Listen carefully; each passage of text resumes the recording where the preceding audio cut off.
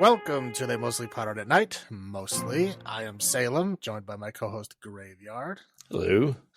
This is episode 43 of our weekly All Things Horror podcast. Is revenge a dish best served cold, or should raw be only for sushi? Let's see how the 70s raw and uncut revenge stories hold up today, if they even do at all. Yes.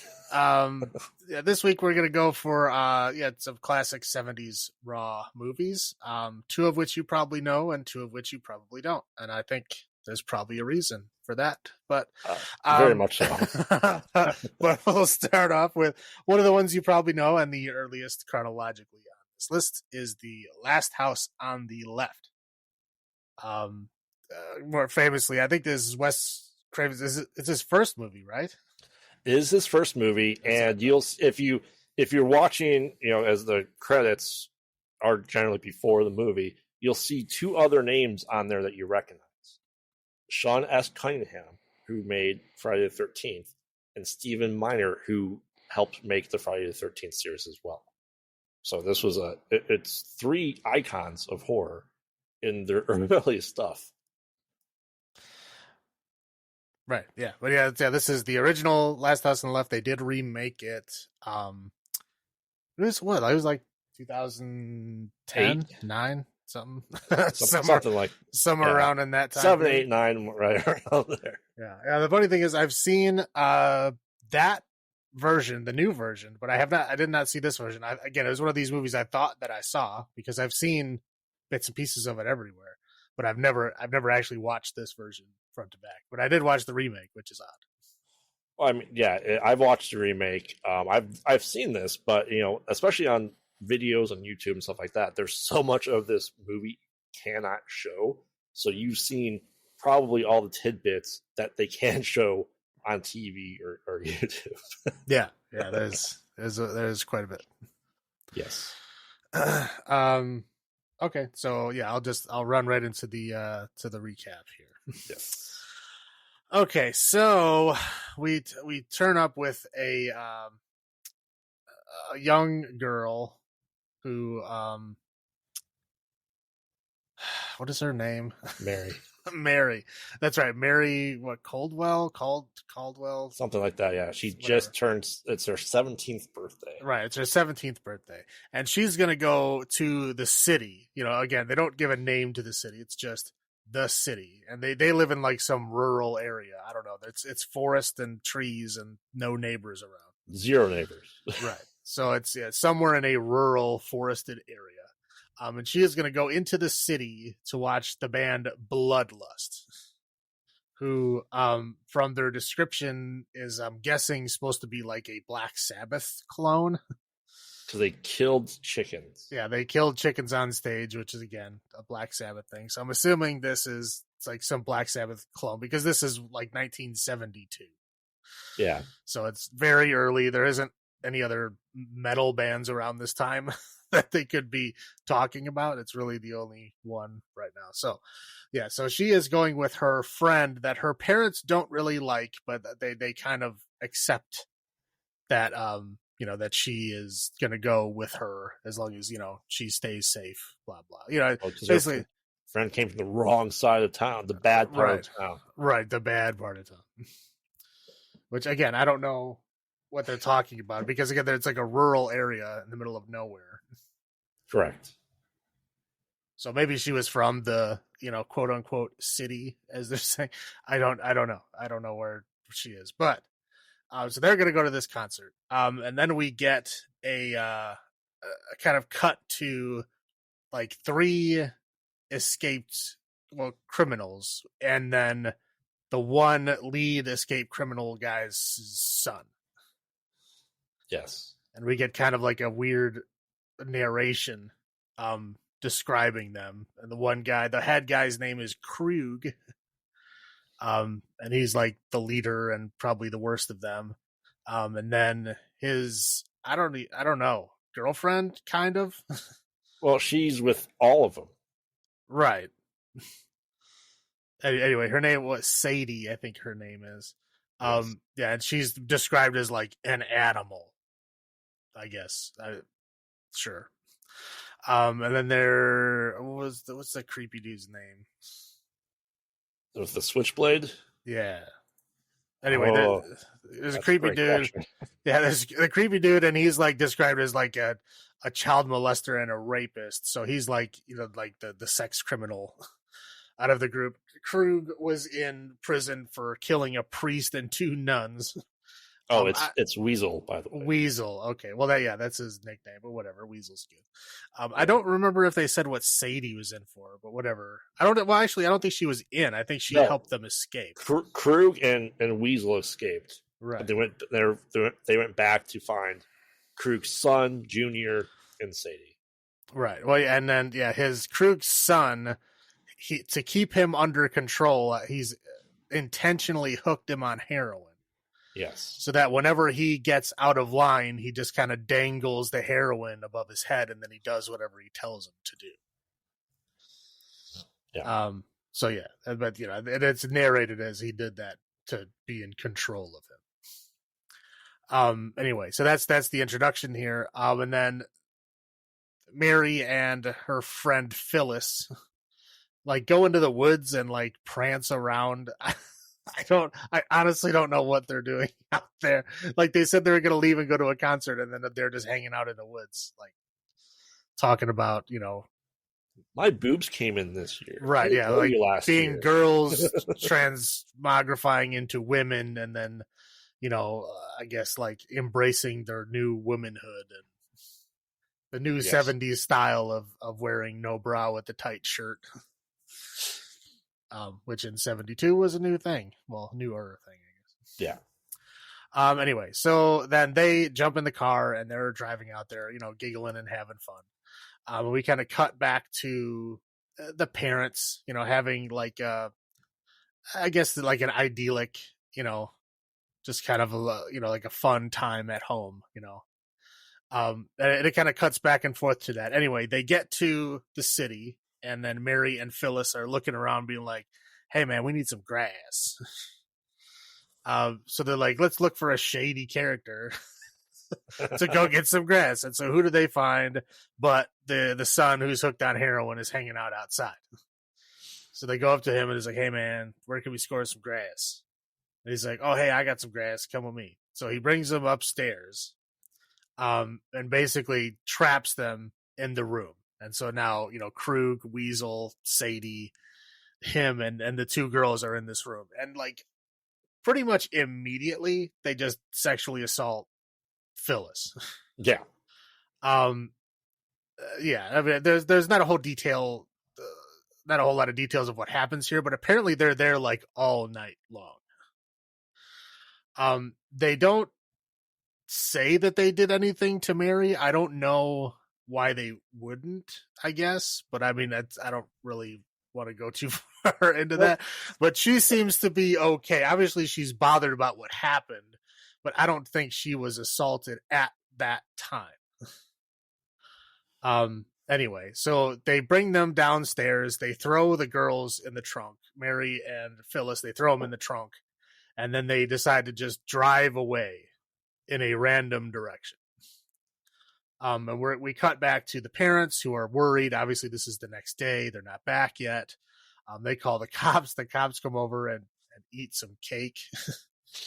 Yeah. Like, that was but that was what they were doing when they were like, being a happy couple was preparing Mary's birthday party, which was the next day. So they're like baking a cake and putting up decorations and all that. Anyway, so the cop is now eating the birthday cake before it's even her birthday, which is rude, but I guess that's okay. And I think the biggest cameo or the most famous person in this movie that I know of is Deputy Harry, is the bad guy in the Karate Kid. Is him. Holy crap. Yes, I didn't realize that. I saw it right away. I was like, oh, that's him.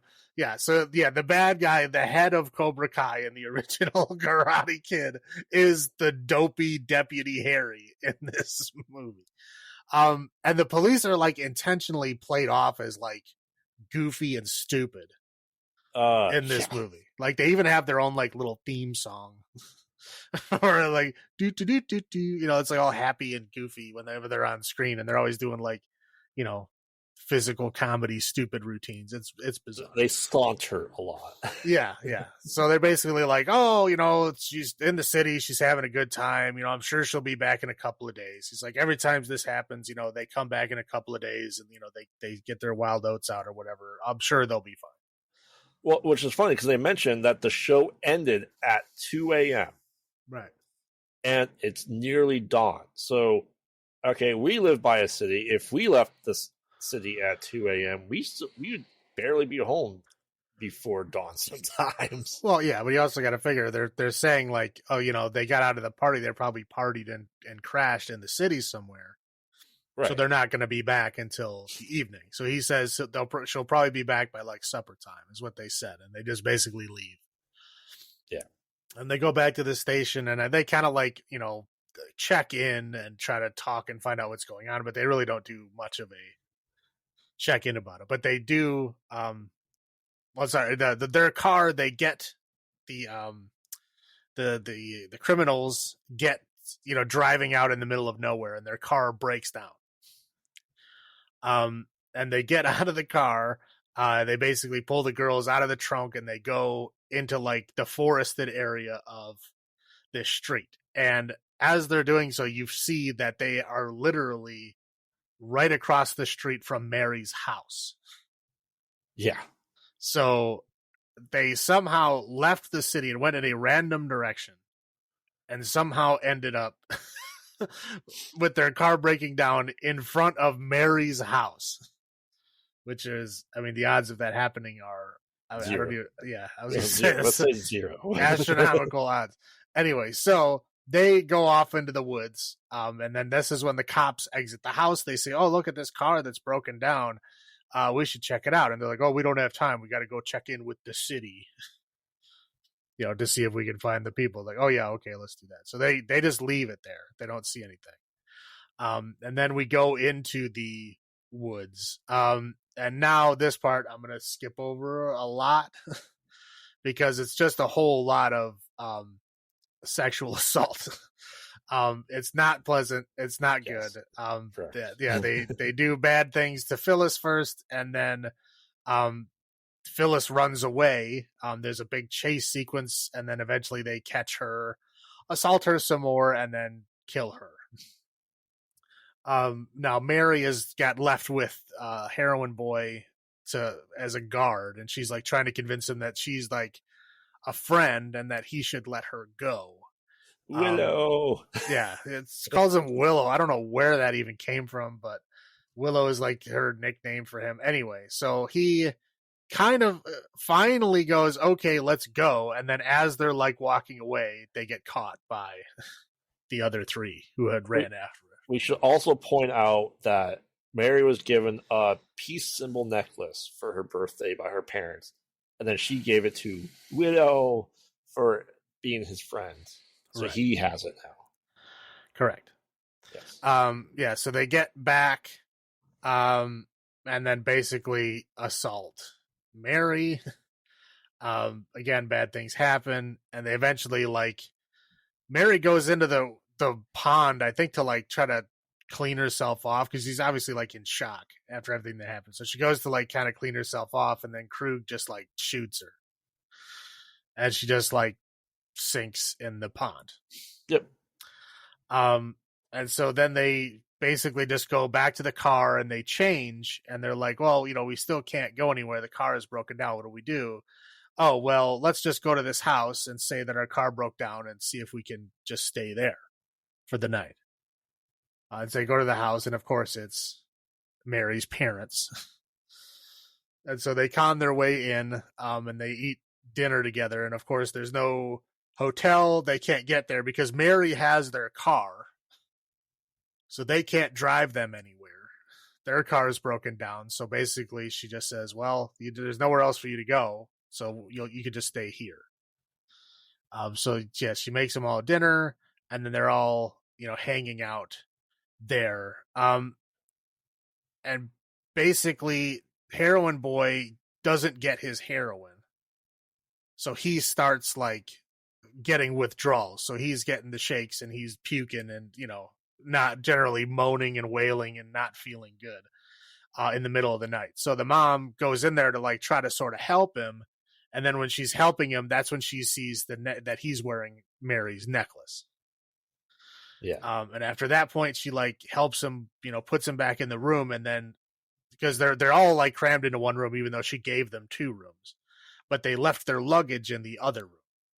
So she's looking through their luggage, and she finds all their bloody clothes in the luggage. And while she finds all the bloody clothes, and then she has the necklace, she also overhears them in the other room talking about how they killed the daughter and dumped her in the pond. And they realize that they're in Mary's house. Yeah. Well, yeah, because they realized that right away when they went in the room, because pictures of her, they were staying in her room, right? And there was pictures of her on the mirror and stuff. And they thought it was funny, but they even point out, what are the chances? Right, 0. Yeah, the chances are 0. Yeah, we'll get into that later. But so she goes, basically goes to the husband and says like, hey, like I think these people killed our daughter. We have to go check. And so they go to the pond, and her body is just laying there next on the shore of the pond, fully clothed again somehow. And then they apparently bring the body back in the house and put it on the couch. Yeah. And then they basically decide that they're going to kill these people as revenge for what they did to their daughter. Back at the police station, I guess this probably happened a little earlier, but whatever, I'll just talk about it now. Back at the police station, the police get an APB that goes out about the criminals at large, and it says the kind of car that they have, and it describes the car that was broken down in front of the house. So they're like, oh, I think that was that car. We should go back out there and check on it. So they get in the car and they're driving out there, and of course, goofy Deputy Harry forgot to put gas in the car. You idiot. Right. Yeah. So now they're like, halfway to nowhere, because this place is in the rural middle of nowhere. And so they decide to just leave the car there and walk. And then there's like, a goofy scene where they stop, like they try to flag down these guys, and the guys like flick them off and leave them there. Pigs. Yeah, screw you. And then they find like this old lady that's bringing like chickens to the market or something, and they try to ride on the roof of the truck, and their weight is too much for the truck, so that she has to leave them behind. Anyway, it's bizarre. So they don't, they're slowly making their way to the house, but they're on foot. And they said they're like 10 miles away. Right. So they're doing all that. Anyway, so now they're basically planning the killing. Mary's parents are now, planning the killing. So Mary's dad finds a shotgun, a double-barreled shotgun, which apparently he's had, but it's very obvious that it's not used very often. He like sets up like these like electrical traps by the door, and like soaks the rug in water to make sure they'll get electrocuted. He like ties up a bunch of like snares in the house so that they'll trip and fall. He puts like shaving cream in front of their door. And he goes into the room and steals all their shoes. Yeah. To make sure that they'll be electrocuted. I don't know, it's kind of bizarre how they do it. And then the mom, basically the one guy, Creepy Weasel, gets up in like the middle of the night. And he had a weird ass dream where they're torturing him and knocking his teeth out. So he like right precognitive stuff like, oh, they're gonna get revenge on me. So It seems like he had like an ounce of regret realizing where he's at to have that type of dream, I would say. Right. Yeah, so he goes out there and he's all like, trying to hit on the mom, and the mom just kind of rolls with it. And then he goes, oh, whatever, let's go do our thing outside.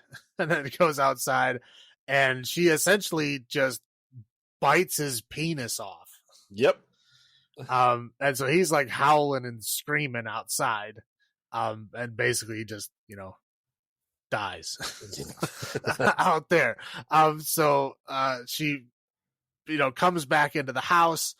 They kind of hear the screaming or whatever. So they get up. Well, no, actually the dad went in the room. Oh, he took their gun that they had. He took the gun off the nightstand. And then Krug wakes up after he does that. and then kind of like they have a little scuffle, and they like trip and fall over the wire, and they're like, slipping and sliding all over the place. He knocks the lights out, and he shoots the shotgun, and he manages to clip Krug a bit, but it's not enough to stop him. So they're basically just fighting over, the shotgun, and fighting all over the house. The mom comes back in, and then mom and Sadie are fighting while dad and Krug are fighting. The fight goes on for quite a while. The shotgun, Krug finally gets the shotgun and goes to pull the trigger, and he only had one shell, and he already fired the one. So the double barrel wasn't even double barrel, it was a single barrel. So they're fighting. The dad gets knocked into the basement and comes back with a chainsaw. Yes. And he's like chasing him around with this chainsaw, and eventually he gets like shocked trying to leave in the thing and falls down, and then basically gets killed with the chainsaw. The mom kills Sadie. I don't in the even pool. remember. Oh, that's right. She slits her throat. Yeah, she slits her throat and pushes her in the pool. So they're all like fighting and stuff, and then as he's stabbing Krug with the chainsaw, the Keystone cops finally show up, and they tell him not to right before he does. Oh, and we also mentioned that Krug, blamed his son and told him to kill himself, so he did. Oh yeah, that's right. Yeah. So the son, he's like, "Go blow your brains out." He's like, "All right," and he just does. Right. Yeah. So they're all dead. Yep.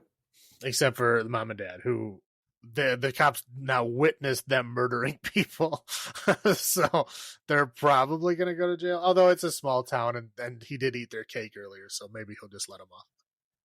I would say so. And the movie. Yeah, that's the end. I gotta say, when I was watching this movie, I had to watch a couple parts like multiple times because I was like, "What is happening?" Because the part where she's in the room, going through the bloody clothes in the suitcase, like you could hear the mumbling from the other room that people were talking, but I couldn't hear what they were saying. It was kind of sort of hot that night, so I had the fan on. And when the fan's on, I can't hear like background mumble noises like that. Gotcha. So I didn't hear that. So like and then it cuts into her going with the husband, going to the pond and going, she's dead, finding her daughter, right? Yeah. And then the very next scene is the dream sequence from Weasel. Yes. So it almost seems like they're the same dream. So, like, again, I guess if you didn't hear the mumbling like I didn't hear, I assumed that was a dream. Because having watched the remake, she's alive in the remake. And yes. And the daughter makes it through the movie. I mean, obviously she is, like, messed up, but she lives. And so I'm like, oh, this must be a dream because I know she lives.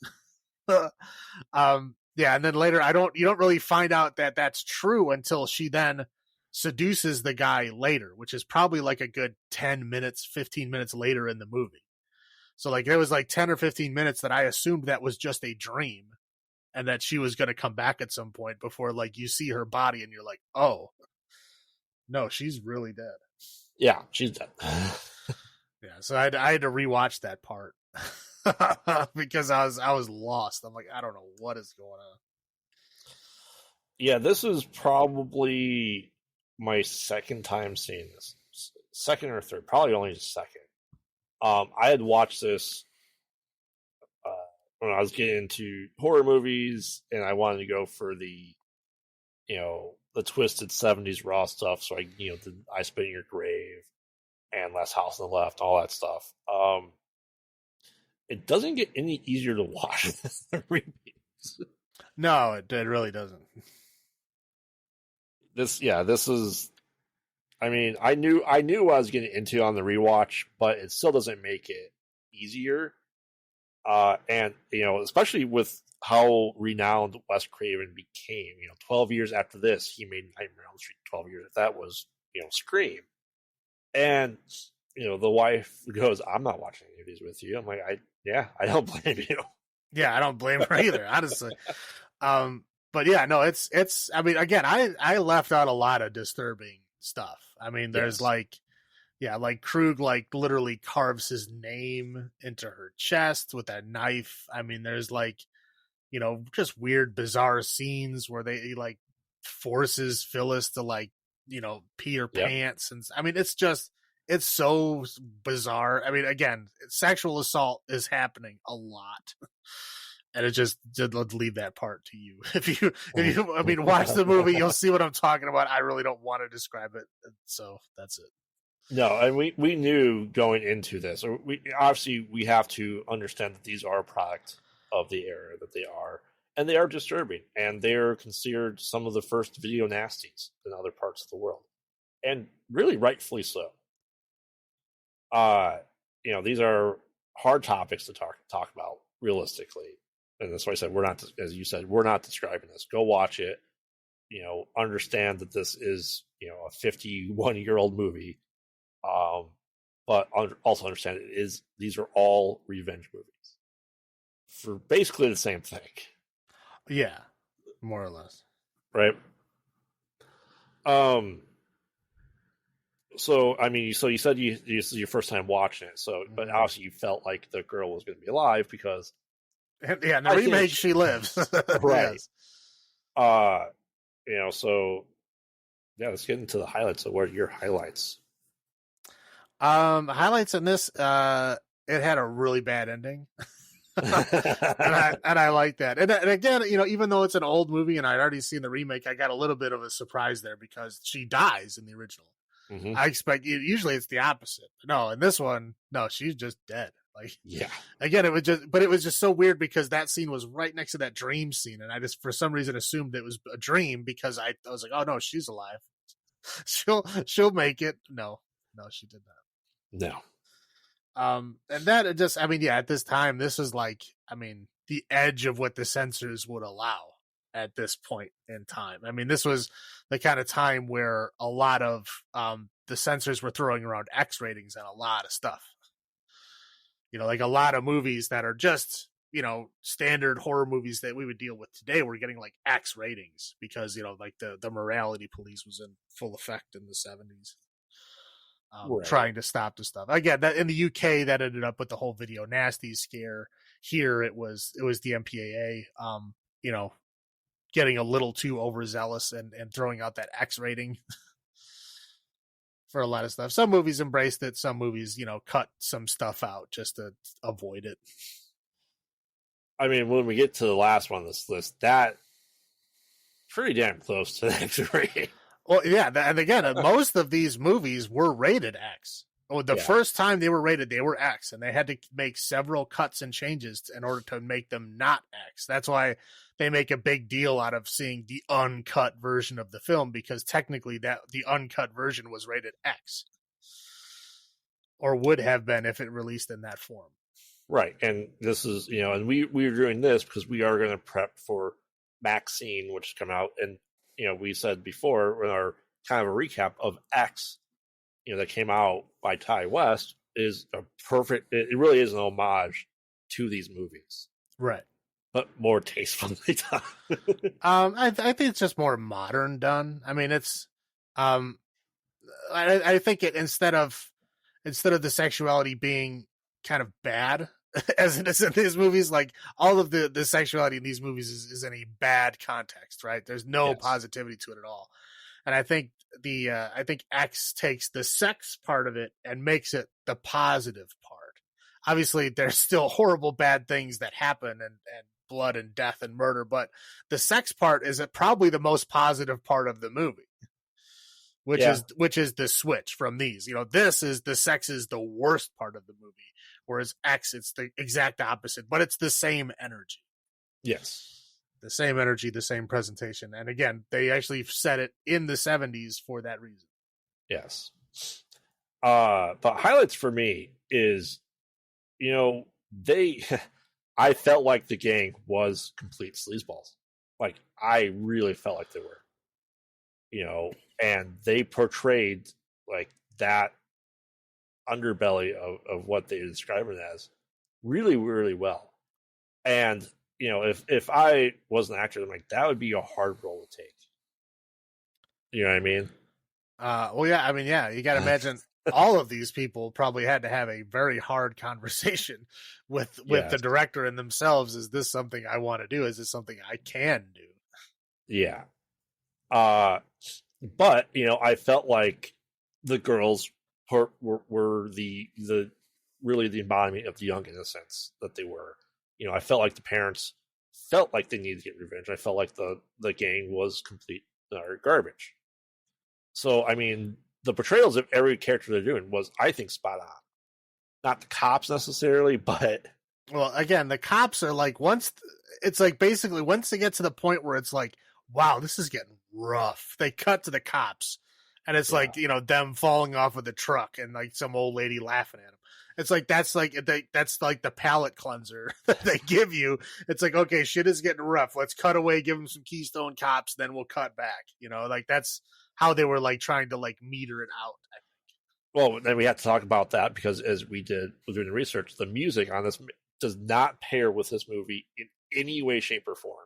Yeah, no, that's Music, yeah, that's one of the lows for me too. Is I mean, I looked it up because it was so odd. I'm like, this has to be on purpose, right? Like this can't be like because they like literally the song is singing the characters' names and yeah, describing what they're doing in like these goofy upbeat songs. It's bizarre.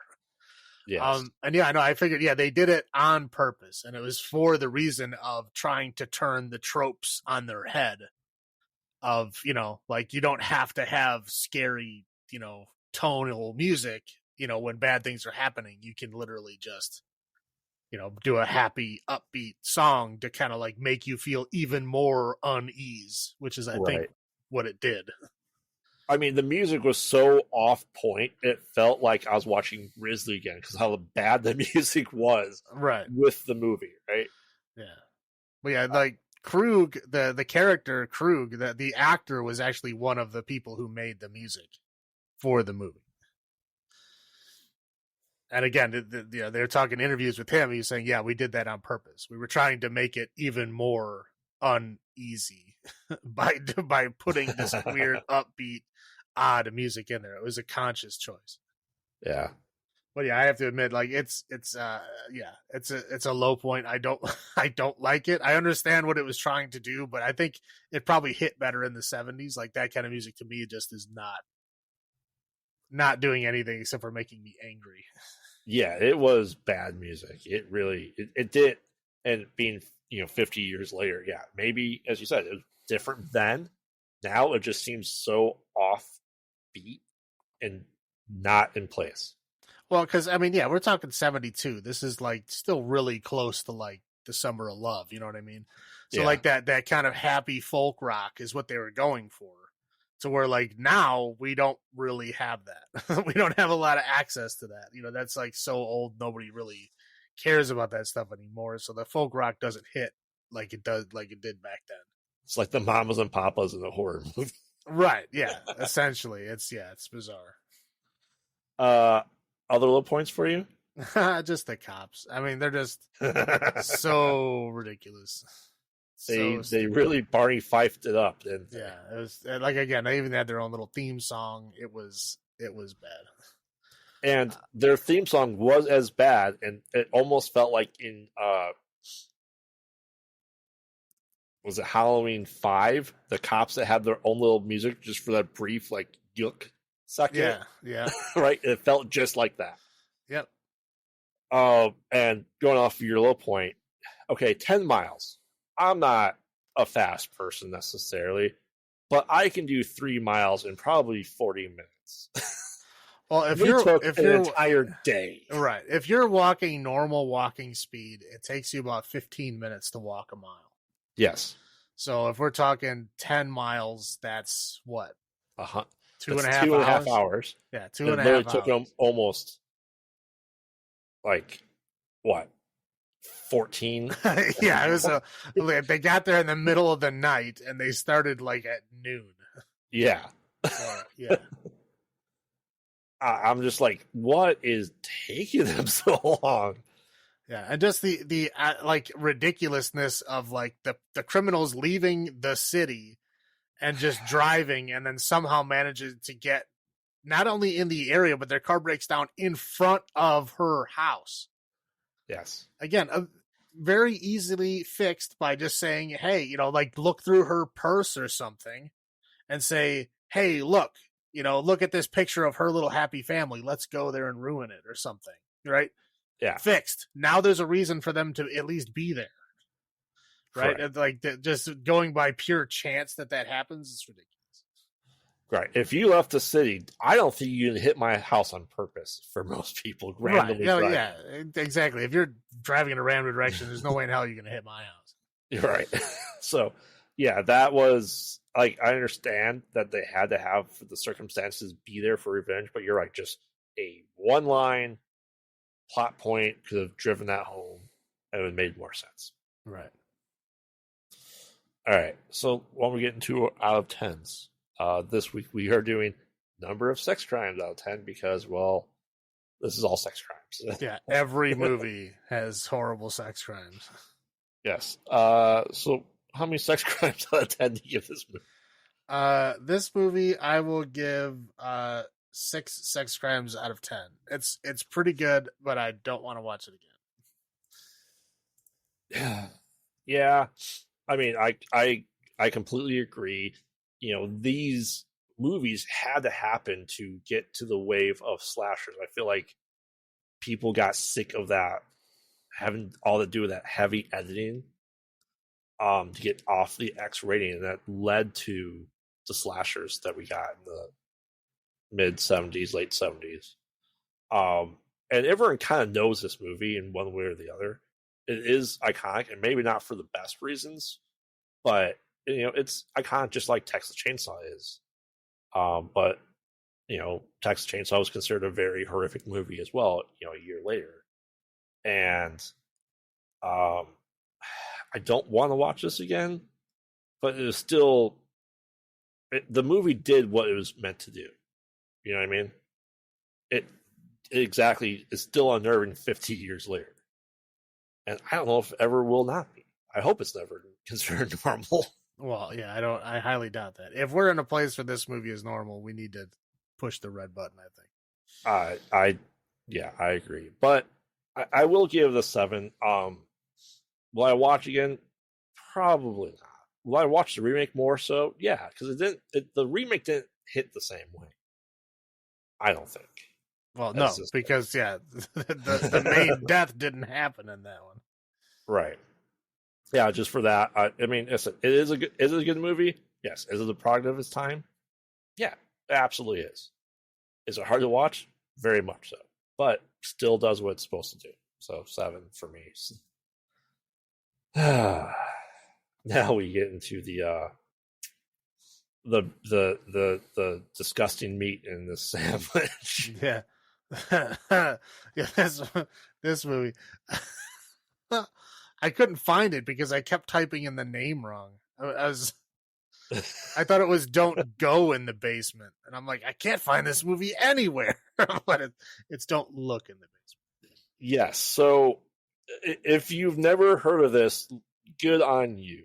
If you have seen this, I am very, very sorry. This would have been a perfect Mystery Science Theater 3000 movie if they cut out a lot of stuff. But it's that type of feels. And I'll give you the general description. The best way to describe it is go to any improv show and suggest mental patients in a ward, in an asylum. And this is every stereotype or trope of what you'd expect that outcome to be. They're all in this movie. Yeah, you want soldier that's stuck in the war. You got it. Doesn't matter what war. Yeah, you want the withdrawn woman that doesn't say anything and just stands in the corner. You got it. You want the lady who can't get over the death of her baby and holds the baby doll and pretends like it's her baby all the time. You got it. You have the guy who thinks he's in a higher position of power, like a president or mayor. You got the simpleton that had the lobotomy. You got it. You have the woman that just wants to be with a man and that's all she can think about. You got it. I mean, that's it. That's yeah. And you have the guy that just screams hysterically. Yep. Got it. That's it. Yeah. I could have picked any of those out of a random hat. and I think I could have portrayed them just as well in this movie. Oh Jesus! I think you could pick up 10 people off the street that have Yeah, never acted before in their lives, and they could act better than these people are. This correct, movie is horrific. correct. And we want to say this is a straight to VHS recording, the recorded on VHS and then converts. No, this is Well, a it predates VHS. right. It can't even be that. It's somebody paid to have this filmed.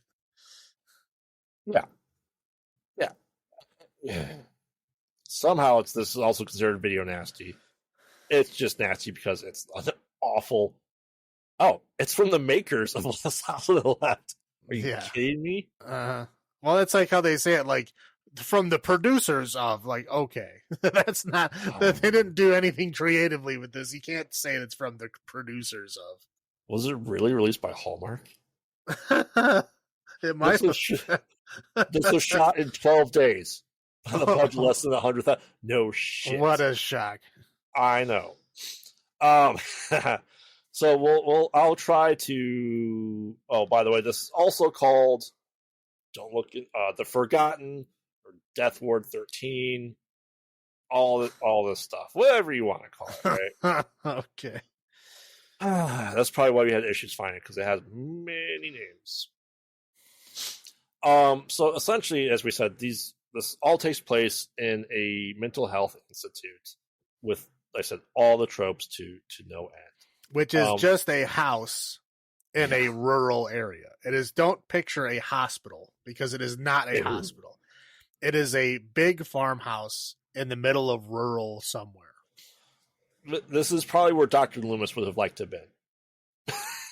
Well, no one could see him and being a poor. What, so he could have kids line up to practice his shooting skills? Yeah. So essentially what happens is we are kind of meet an older nurse that is kind of doing her rounds at I guess his name after Dr. Stevens, or Stevens Sanatorium. Sure. Yeah. And it is Dr. Stevens, so it's his. And he has this crazy idea that he's going to treat patients by letting them give into their fantasies. Right? Is that a good way of describing it?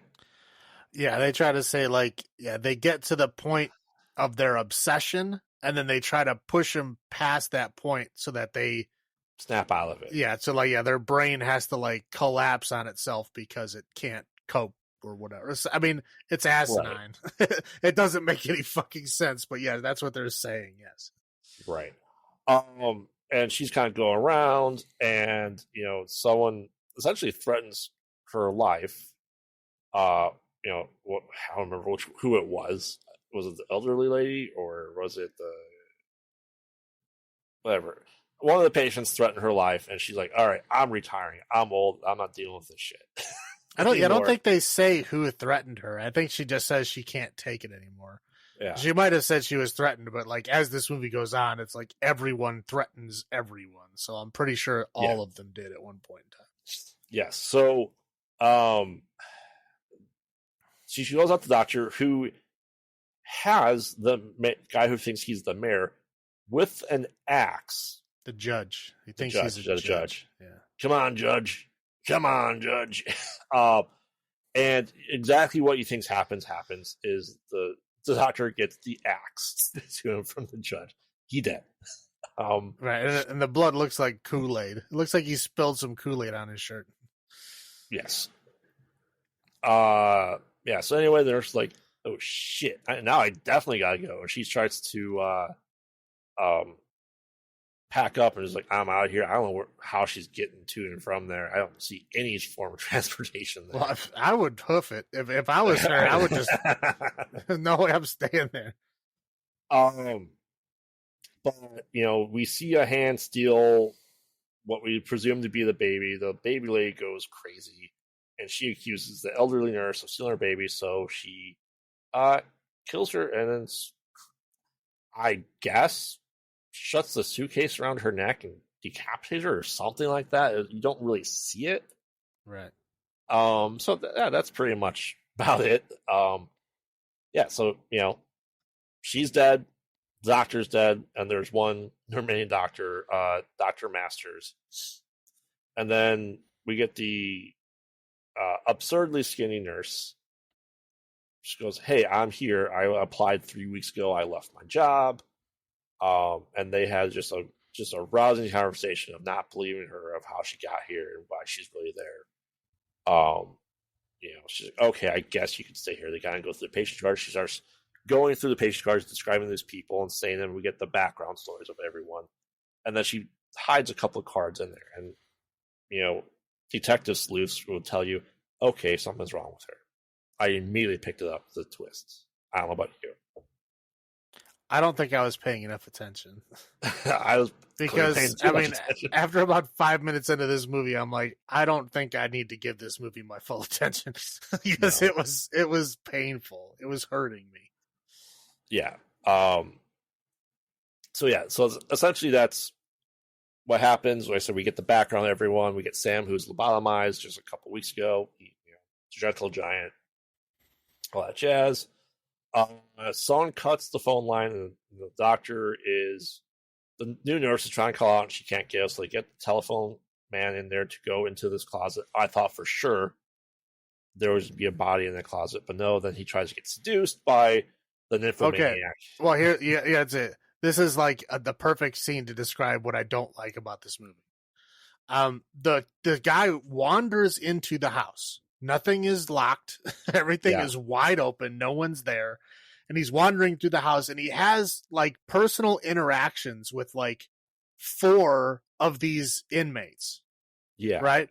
And they're all like wacky, trying to riff off each other, like trying to like get a yuck out of I don't know what they're doing. But it's like, the old lady who just got her tongue cut out is like mumbling. And then the judge is like trying to speak for her, but keep repeating his own name over and over and saying he's a judge. And like everybody just like doing their, improv one, facet character over and over again, like trying to talk to this fucking phone man. And the scene goes on for like 15 minutes. This is not a long movie. No, I'm like, what the? Well, maybe not 15, maybe 10, but it went on for like 10 minutes. Forever. Yeah, all of that stuff, and then he was like, the mean nurse finally found him, gives him this long lecture about how he shouldn't be here, he shouldn't be interacting with them. It's like, lady, you left the front door wide open. Like, if you're really that concerned, like, you need to get some security in here. Well, considering 2 people were killed, and everything's still unlocked. Right, and then she shows him the closet where the phone equipment is, tells him not to leave, and then leaves him there. So, like, of course, you're in a house of crazy people. What's going to happen? They're going to go to him, which is, of course, what happens. Yes. It's so stupid. Yeah. Yeah. The nymphomaniac, her main role is she wants sex, and she constantly rips her top off. Yep. You love me, like, her husband left her for a younger woman, and she looks like she's like 22 right away. That's a hard 22. I would say she looks about 30. Maybe. The Dr. Masters told the new nurse, Charlotte. Yeah, Charlotte Beale. She did it to herself. She ripped out her own tongue. She's like, I don't think so, but okay. Like, they find her just blood splattered everywhere, and she just seems fine. Tongue sewed up and taken care of. Lot more just crazy rantings. I hate to say crazy rantings, but it's just, improv rantings across the scenes of everything. The nympho tries to sleep with the judge. You're not a man, blah, blah, blah. And the new nurse, Beale, is convinced that her life's in danger. And yeah, rightfully so. She snaps within like a day of being there. Because, first off, her bedroom door's not locked in the middle of the night, which I would have it locked in the middle of the night. God, the free reign of someone that maybe ripped out their own tongue, someone that killed the nurse, someone that killed the doctor, and I don't think we ever see the telephone repair guy again. Oh, we do. Oh, yeah, right. Yeah, he's still there, but in a telephone closet. Right. Um, and then there's kind of this going back and forth. The mute woman, the Dr. Masters finds her medicine, and she was stealing from medicine, which didn't have a key again, like hardcore drugs, not locked up. And this is an interesting way to help take care of the mentally ill. Just clearly this didn't work. And it seemed like they'd only been there for a month altogether. They said he just started this. I don't know. I have no idea. I don't think his method is going to take on. Let's just go with that. No shit. Yeah. So, and this is kind of where we get someone said, "Oh, Dr. Masters is also a patient." Dun dun dun. The twist I saw coming immediately. The wife who watched 5 minutes of it said, "Yes, that makes sense. That's why it's that way." But they threw in another twist. The other twist is that Nurse Beale is also a patient. That's she's told. Not that you can necessarily believe that, but anyway, she realizes her life is kind of in danger. She starts finding bodies one by one. She tries to escape. Everyone knows the master is the patient. And finally, all of a sudden, everything's locked up. Like, you see Dr. Master start losing her mind and losing the charade. Sam was talking about, "Oh, I got this watch from Dr. Stevens. He said to give it to you." And then we kind of get the, don't look in the basement. You can't go in the basement. She goes in the basement, and what she sees that the Dr. Stevens really wasn't dead. But he scared her enough that she did kill him. Yeah, she beat him to death what appeared to be a brick of cocaine. It was it looked like drugs wrapped up in a garbage bag wrapped up with duct tape. Like, I don't know what it was supposed to be, but that's what it appeared to be. Yes. So essentially Nurse Beale escapes, and then all the patients essentially start killing each other and Nurse Masters, and then Sam, the gentle giant, just whoever's left alive, he just killed. Right. Yep. And so Nurse Beale gets out, and Sam, you see Sam is still alive, and he's just eating a popsicle. Yep. That's it. End of the movie. Yeah. I could describe more, but I don't think I need to. No, man. Again, all that happens. I had to pause and walk away from this movie a lot of times. Like, it was so painful to watch. Now, is the sexual assaults as flagrant as Last House Left? No. Well, it's more like it's sexual assault, but it's a woman on a man. Correct. So that's why you may be thinking that they're not as bad. But, no, the movie itself was unnerving, not because of the content, just how everything was shot and acted. Well, yeah, everything is just it's not scary. It's scary how bad it is.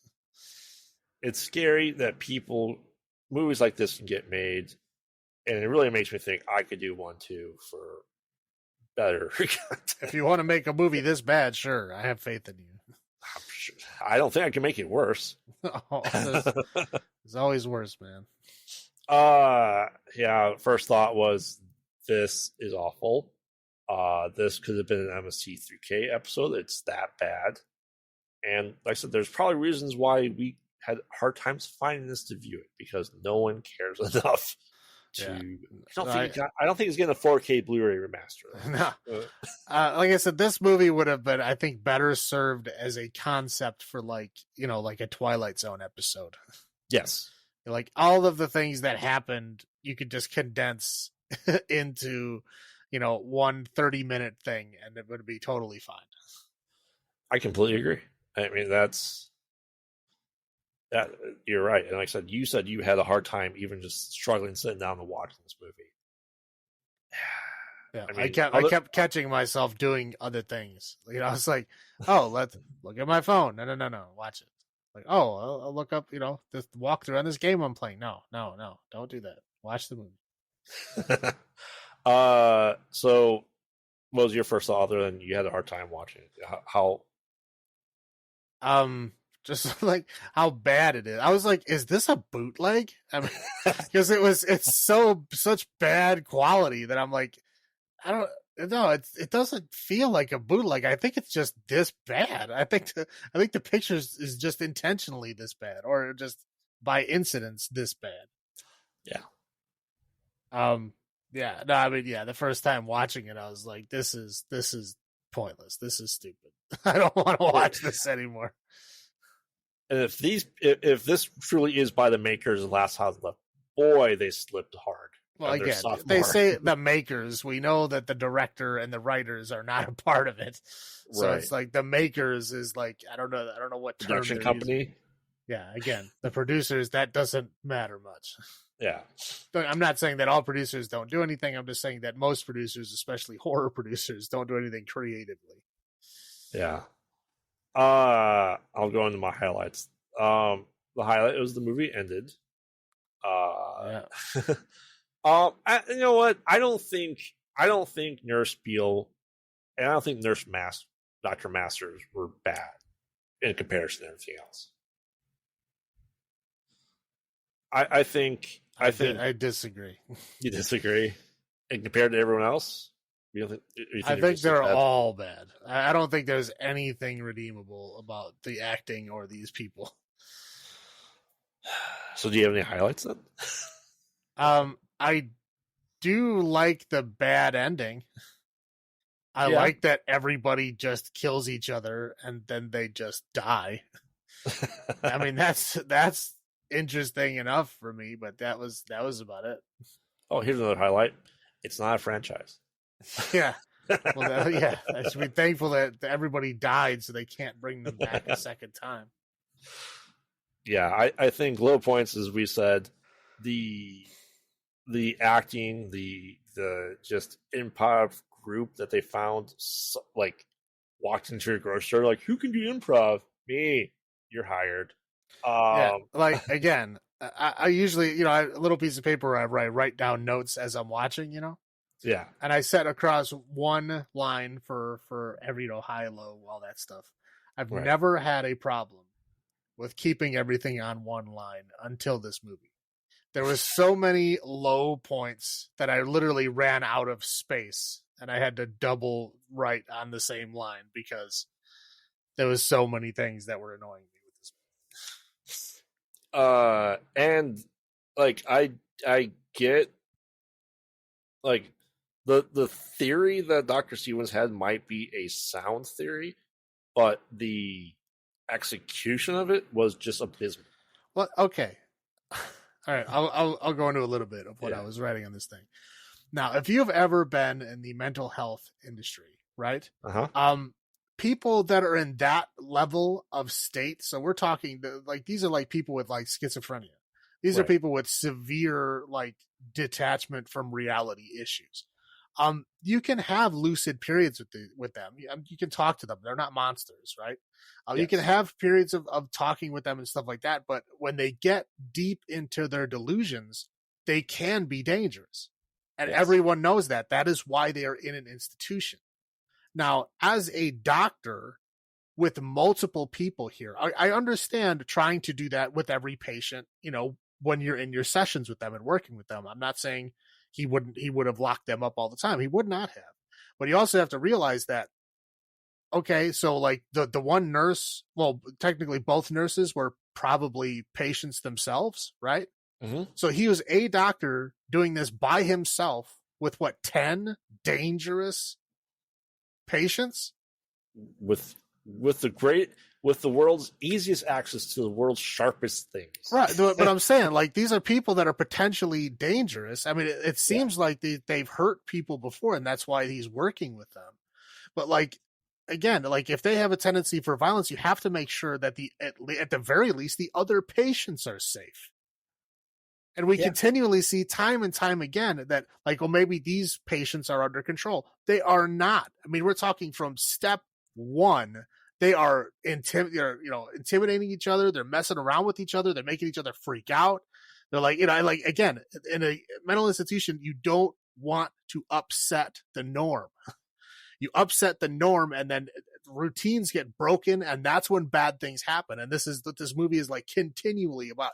So, like, the people who wrote this had no idea about real mental health at all. Correct. There is no way that this would ever happen. Again, like how this guy got a license, because it's not like he's doing this in private. He's got a big old sign out front that says Stevens Sanitarium. It's not like this somehow this is a legal thing. There is no way. The state would not license this place, would not let you practice medicine in this place if there wasn't, like, protections there. Like, he has no orderlies, no security, no nothing. There's not even a locked door in this entire place. Like, how can you possibly try to heal people in this situation? It is literally impossible.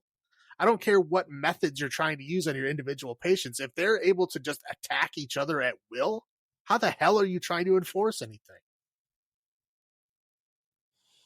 Yeah. And the sound sucked. Oh, that too. The music was like, literally somebody got like, my first Fisher-Price synthesizer and was like hitting the same 3 notes over and over and over again. It was like, and it was the same thing every time. Didn't matter if it was a scary scene or a happy scene or whatever. It was the same, like, 3 notes on this Fisher-Price synthesizer thing. I understand it's the early 70s, but you can do better than that. It was horrible. But yeah, the whole idea of this sanitarium just pissed me off. And, there's so many, like, again, I'm not even going to go into all the stuff that I wrote down because it's easier to say it's just bad. But those are the main things that I did. Yeah. It was, and I would say, do you think this was the worst of the 4? Yes. Okay. Well, then, let's go into our number of sex crimes out of 10 on this one. This is 1 for me. Like, I need to have a good night of drinking to expunge this movie from my head. Yep. What about you? How many sex crimes out of 10? This is 1 sex crime out of 10 for me as well. I give it a positive number here simply because I like that they all died at the end. Yeah. That was a nice ending that I wanted all these people to just shut up forever. And now they are. And what's, when we were making the list for this podcast, we do our research and try to find stuff that's kind of in the same vein. We have sometimes we have a fully fleshed out list that we break up, stuff like that. Other times we do research and try to find other movies in the 70s that fit this category. And this movie was in this list of movies like Last House on the Left. I don't know how. Well, if you look at the poster for this, you can very clearly see that they were trying to fit into this niche. Because like on the poster, it's like a screaming woman, like just like how the other ones are. And it says like, you may, suffer, panic attacks while watching this movie.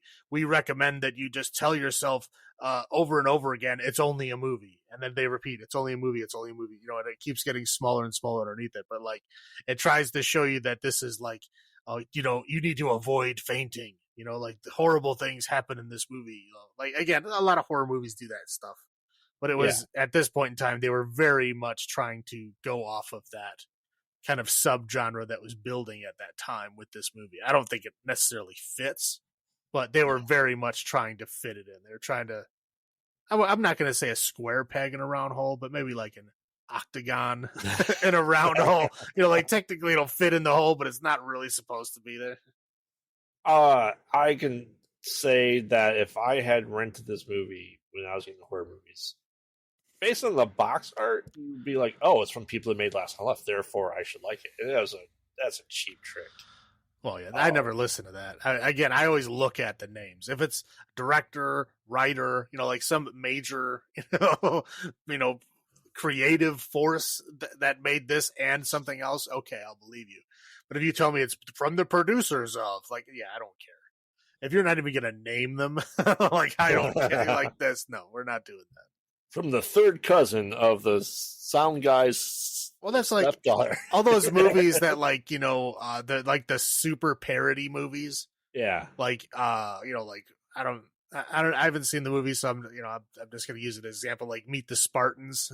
Oh, that was awful. Yeah, but they go like from the producers of, like Scary you're movie. not fooling anybody. Okay, Yeah. you are not fooling anyone. Like, we know the creative team behind the Scary Movie did not make this movie. Not at all. Right. So, but they say from the producers of. A guy who said one stupid line in the script that was written down and crossed off. Yeah, he's on that list, and therefore he made that movie. Exactly. That's why I don't listen to any when they say made by. I don't care. You're obviously putting it on there to try to pull people in, and I don't believe you. Yeah. Okay, so let's get into Axe, or the California Axe Massacre, I guess was another name for it, I believe. Which is, a very, I mean, Don't Look in the Basement is not a good title for that movie because they never even say that in the movie. Like, there's really not, then no one ever tells anybody not to look in the basement at all. It's just you end up finding out that there's something in the basement later, but then they are free to enter it. Right. But yeah, this one is like, how many kills with an axe are there? One. Exactly. Exactly. I would not call one kill a massacre. And I'm pretty sure she used a hatchet more than that. Well, yeah, exactly. Yeah, they're unclear on what the term axe refers to. There is an axe in the movie. It is just not used. Correct. And the axe was used to kill a chicken. So. Correct. Yes, it was a chicken, but not a person. Correct. So I'll do the generalization. I'll just throw this into the first thought too, guys. If you think Reservoir Dogs, Quentin Tarantino, Obsession with Feet, and if he made his take on Last House on the Left in 1974, because boy, how did they show her feet a lot. Well, they keep showing her feet because she doesn't wear shoes. Yeah, but I mean, like the suits, and the cutting, and Obsession with Feet. That's why I say Quentin Tarantino made a video nasty in the 70s. Well, yeah, I think like, well, not necessarily. I'm not going to say this movie, but I'm saying like probably the movies that this movie is stealing from are the ones that he was trying to pay homage to in his movies. Right, but on like a 20th of the budget. Well, not probably way less than that. Well, this had a quarter of the budget of Don't Look in the Basement, which surprises me because this is better than Don't Look in the Basement. Yeah. So anyway, we meet. I don't like. You assume maybe cops at the beginning. No. Well, but they're like Reservoir Dogs dressed. Two of them are. One is a beatnik hippie, essentially. Well, yeah, he's got the goofy fro. Yeah, he's got the fro and like the fro beard, like that whole 70s fro combo. So anyway, they go into apartment complex. They're going on the 12th floor. They're waiting for a guy. One guy's personality is he smokes. Another one is he likes to click on the freaking stock. Oh, guns. The hammer. The hammer. It's the same guy. Okay, yeah. The cigar smoking guy is the same guy that's playing with the hammer on. Which I gotta say, it's probably not good for a gun. No, that's Lomax is that guy. Yeah, so we have Lomax, Steele, and Billy. Yeah, Billy is the fro man. Yeah, and two of them are dressed nicely, suits and ties, right? Like I said, Reservoir Dogs. Mm-hmm. They go there and like, we have to get this guy. I don't know if I recall why they're there to begin with. No, they never say. No. And it seemed like they're just kind of interrogating him, and somehow they just beat him to death. Yes. And his lover jumps out the window. Oh, he jumped up from 16 stories to 12. Oh, okay, that makes a difference. Well, don't forget, they beat him to death with a baby doll. Yes. Which is pretty impressive. Right. Well, they have superhuman strength. Plastic baby doll. I'm like, why are you showing this? I understand, like, probably trying to put some imagery in this movie, but, like, that's dumb. I also got to point this out that they like the script so much they literally say the same line at least twice, every single time. That's how you double the size of your script. You just repeat the line twice. There you go. Make sure they get to this. To get to this hour runtime. So anyway, so they're like, okay, now they're driving through the countryside. It really seems like to me that Billy didn't want to be there and wasn't part of them because he wasn't dressed like them. He didn't seem to have the same attitude as them. So I don't know. Well, yeah, he was upset that they beat the guy to death. He's like, you didn't tell me you were going to kill him. Right. It's like, so okay. Maybe this is like his initiation into whatever this group is. Yeah, I don't know. I don't know. Before he gets his suit, it's never explained, at all. There's no background on anything. But they go to, I guess, 7-Eleven, and take a bite of the apple. Oh, this is bad. Why are you bad fruit? The clerk's like, take another one. He starts throwing all the fruit at her. And then the other guy comes in and starts, Lomax starts tossing the fruit up to have him shoot at it. And he misses all of it. And then they harass sexually the female attendant clerk. Sexual assault. And they're like, he's going to try to do like a William Tell and have her put the apple on her head. Misses, shoots the ketchup bottle, and falls onto her head, which is the same color as the blood. Mind you, the ketchup is the same color as the blood in this movie. I'm just throwing it out there right now. Yeah. Everything red food-wise in this movie is the same color as the blood.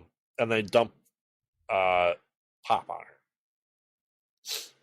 her. We are introduced to Lisa, who indeterminate age, I would say. I don't know how old she's supposed to be. 16, 17, my guess. I was going to say like 20, but whatever, young. Yeah. I guess her grandfather is kind of catatonic, but still able to eat a little bit. They arrive there and they're just going to say, hey, we have a guy who's sick. Can we stay the night here? She agrees. She cooks them. Well, I don't think she agrees. I think they just keep moving in, and she's just like fine, and just deals with it. Yeah, she doesn't have very many lines. No, she doesn't talk like almost at all. She just like keeps rolling with the punches as they happen. Yeah. And she's, they find out that, we're your parents. I don't have parents. It's just me and my grandfather. Okay. So like I said, grandfather is catatonic, but still able to kind of be spoon fed. That's one of the things. One of the things that bother me is that they keep saying he's paralyzed.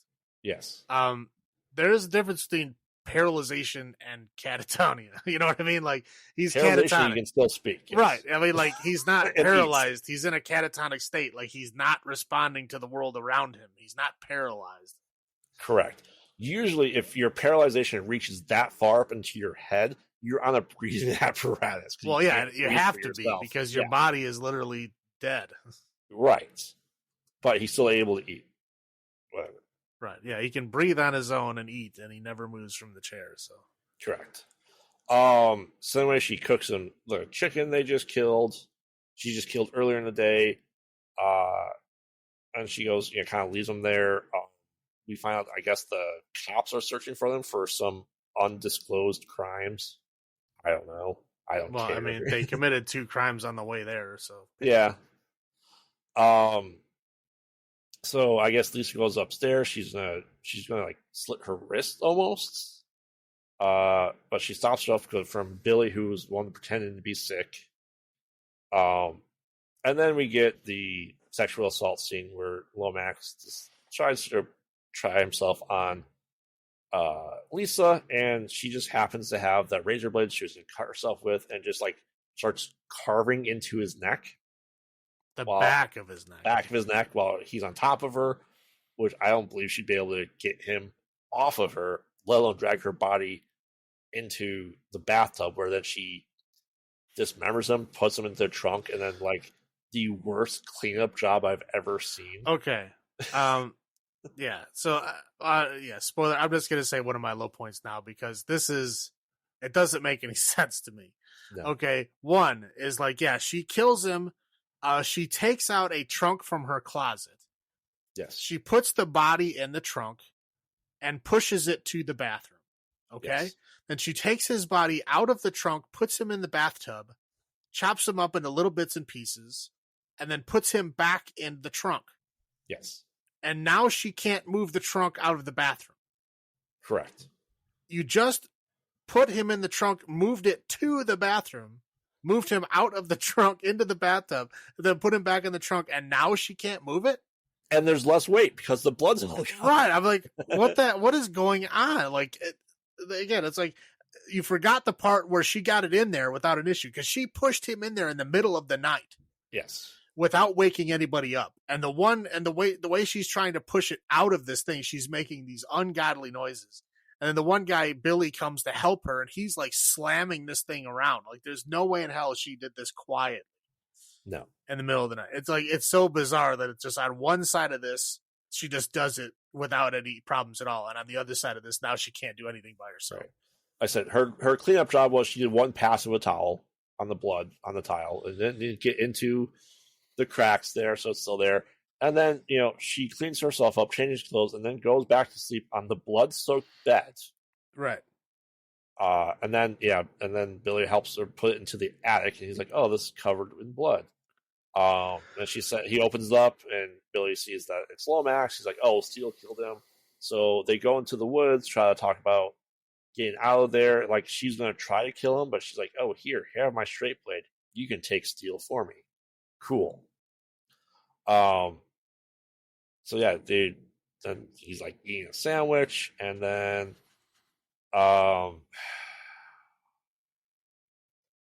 Steele goes, "Where's Lomax? You did something with him." And then she's like, "Okay, we're gonna give your grandfather show up," because he watches a television that has like the porn scramble on it.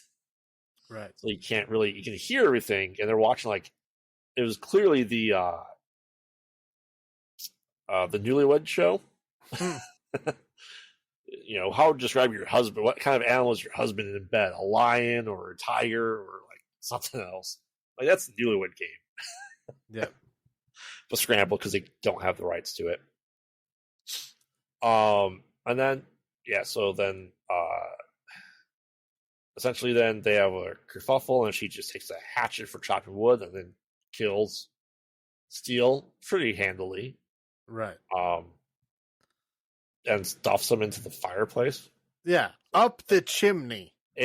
Up the chimney. Like I said, she has like this superhuman strength when nobody's looking at her. Like, when the camera is not on her, she has superhuman strength. As soon as the camera comes back, she's unable to do anything on her. Correct. And then she makes her grandfather clearly a Campbell's tomato soup. And is like the same color as the blood, and they're eating it, and it's like, oh, maybe there's blood here, so she might be feeding her grandfather blood of Steele. And Billy realizes it because he sees like the ring that he wears in his soup. Right. And then his body comes out of the chimney and scares him. He runs out. The cops arrive, and a guy's running from the house, and then they shoot, instant kill him in the head, and they turn over. Hey, that is one of the guys. Yep. The end. Yeah. Well, they do that weird when he's running out the front door. They do like this weird freeze frame. Yeah. So like, yeah, we hear all these gunshots and stuff, but nothing is moving.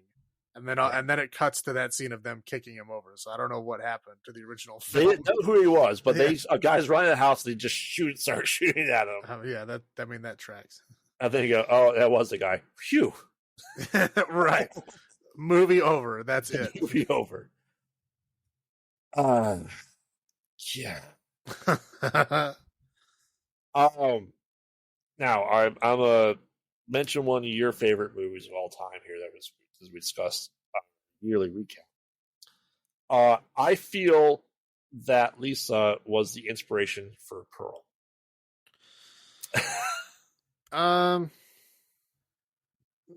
Sure. Yeah, I can see that. Parts of it. They're Yeah. very similar. Yeah.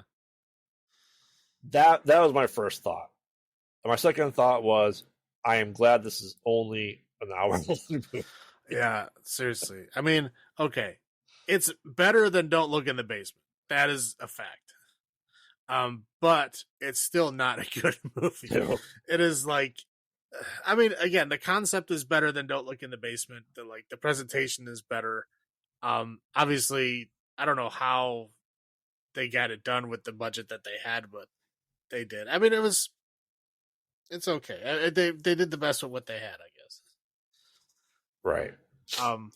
But I'll say what my high is just. I mean, the concept of it was interesting. You know, like the story, the base level story of this was interesting, right?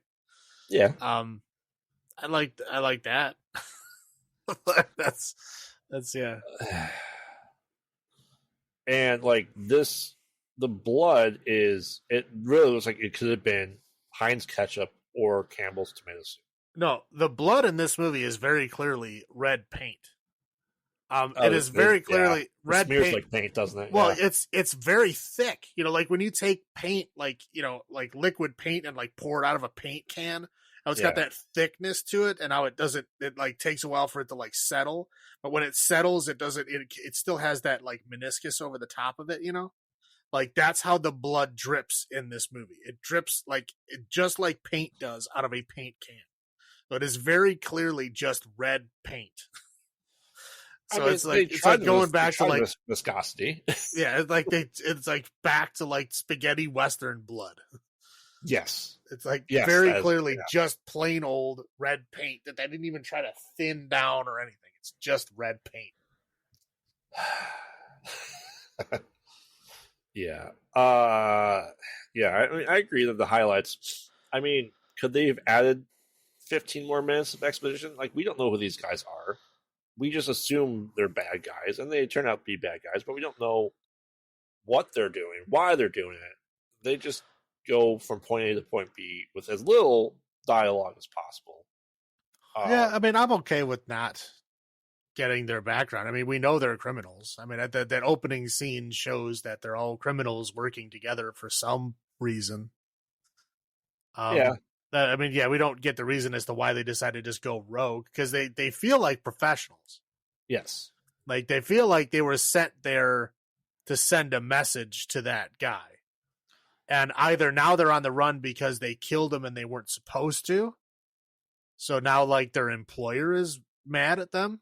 And so they're skipping town because of that. Or, they're skipping town because, they maybe know this guy and like the police will peg it on him or something. And to me, that's why I said they remind me of Reservoir Dogs. Well, yeah, like that the level of first professionalism, scene, yeah. right? The first scene, right, and then the second scene erases all that. Yes. It's like, yeah, the second scene they like go to like some random 7-Eleven and start like shooting and like assaulting the poor cashier lady. Like, obviously these people are not professionals. Like these people now they're just psychopaths. So it's like something happened to like make them go rogue. Yeah. But like why? Because Billy seemed to be having a conscience of faith at some point in time. He ended up going the wrong way at the end. But like, yeah, so that whole like arc was pointless. You know what I mean? Like, I don't understand what was going on there. Yeah. Yeah. Do you have any other highlights though? No. No. Low points. Once again, seems to be a product of Last House on the Left and for doing it cheaper. Once again, still considered a video nasty, and I don't know. It's I don't know how else to describe it. Like it's always like introducing as Leslie Lee, and like that's like the big marketing thing. It's Leslie. Like I can't find her name anywhere or really much about her. Well, they do that all the time where they think that somebody is going to be a star in the future. And like you have like a movie like this where she doesn't really have the chance to shine Right. because I don't know if they told her to like act like your character is just like super depressed all the time. And they're like depressed to the point where they don't even want to talk when people talk to them. Like that's literally how she portrays the character. Like just Yeah. this mouse that just doesn't like respond to other people only when like directly spoken to. Yes. So yeah, that might have been direction, that might have been the writing. I don't know, but so if she was good, she didn't have the chance to shine. But my feeling is this movie probably just took her out of acting. Yeah, that's. Sorry, hold on. Let's look at all three of her credits. She was a narrator on one episode of American Playhouse, and she played Lisa in Bloody Brothers 30 years later. And guess what? Bloody Brothers has Steel, Billy, Lomax. Oh yeah, it's probably a remake or like a It's the same people. fan project. It's Yeah, the that's same what I'm cast. saying. It's probably a revival or something. Yeah, sorry. It's combined footage from two separate films by the same director. Yeah. That's it. So there you go. That's her repertoire. What about low points for you? No, we already went over most of them. I mean, the Yeah. blood very clearly being red paint. They didn't even try. They're just like, we need something red here. Use paint, and then like they use like ketchup and tomato soup for other stuff, but like they tried to make it seem bloody, and it just was not. It just was not at all. It was very clearly just red paint and very badly done. And then the superhuman strength. Well, yeah, superhuman strength when the camera's not on her. The whole catatonic / paralyzed confusion, and the whole like, the trunk and the chimney, like superhuman strength. And then when people are like, "Hey, how'd you do this?" "Oh, I don't know. I can't do it now. Can you help me?" It's just Right. ridiculous. I don't understand. And then they were able to beat a guy to death with a plastic doll. So they also had superhuman strength. So this must be a parallel dimension where physics are different in our world. Right. So how many sex crimes out of 10 do you give this one? I don't know. It's again, and it's not as bad as Don't Look in the Basement. I'll give this one a 2.5. 2.5 sex crimes out of 10. Yeah, I'm just going 2. It was not good. I don't care to watch this again. And maybe the same night I drink it will wipe both these movies from my memory because they are awful. Like we don't generally. Yes, we rip into movies a lot. We always have highlights and low points, but like this is in probably bottom 10 of worst movies we've watched. Both these last two. Yeah, I mean that's fair. So, another fun thing is the writer and director is Billy. of course. So yeah, he like tried to give himself the role that was like interesting, I guess. I don't know. All right, well, why don't you bring us home then with our last movie? Yeah, so the last one is I Spit on Your Grave from 1978. Yes. Okay. So I'm going to skip over a lot of stuff, but there's a lot of stuff to skip over. Yeah. So, okay, essentially it starts out there's a city lady living in the city. She's a writer who is basically going out to the country for a summer to write the great American novel, right? So she, jumps in a car, drives out there. She kind of like stops at this gas station on the way to get her gas filled up, where we see like, a bunch of like the local good old boys. playing like throw the knife in the dirt. Or I don't know what they were doing, something like that. So she gets to the cabin. It's a nice cabin. And we get like Matthew, the goofy grocery delivery boy, delivers her groceries, right?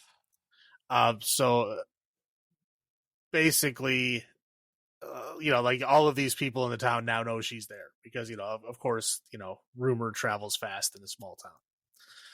So she, we see her writing and she's just kind of relaxing. She's like sitting out in the hammock and then she's like sunbathing in her canoe.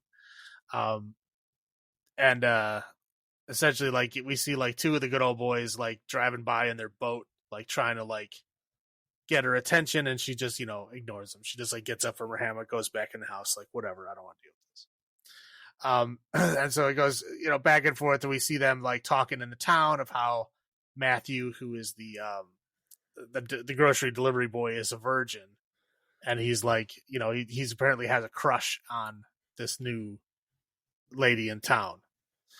So the good old boys get this idea of like, oh hey, let's go try to get you laid or whatever. So that was like the first 20 minutes of introductions, right? Yes. So then she's now sunbathing on a canoe. And here is where the assault begins. Is the guys take their speedboat out there. They like drive around her, tie up her canoe, and then like drag her down the river to like, I guess, like a secluded swampy spot.